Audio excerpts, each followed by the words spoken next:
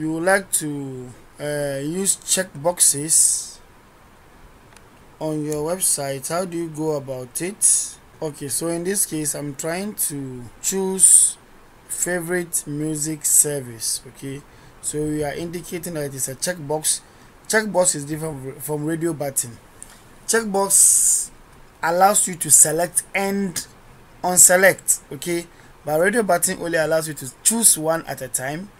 Checkbox can also allow you to choose more than one, either one or more, but it also allows you to what, to uncheck a particular option you want to give.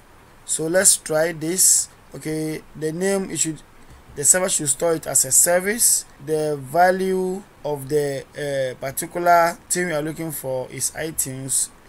By default we have selected what, iTunes, but we can what, uncheck it. When you choose this one, it means you are voting for Last FM, and this one is for Spotify. So let's do the saving and then refresh our browser, see the results. Now we have this and we have iTunes checked. I can select more than one, and I can unselect this, I can unselect that, and I can choose this and this. Okay, so that's the difference between this radio button. Allows you to choose only one at a time. The moment I choose, I can't unselect, I can only choose this. When I move to this one unselects automatically, this one also unselects all the two automatically and ticks this. But when I come to checkbox, okay, I can select all the three.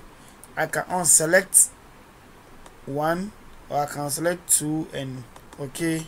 So that's the difference between using the checkboxes and choosing the what, the radio button, depending on whatever we want to do. So if you are looking for an information where the person can vary his the person can choose more than one option, we choose what, a checkboxes. If the information you are requesting from the person allows only one option, one answer only, then we use the what, the radio button. Okay, so they all have their importance and their significance in web creation.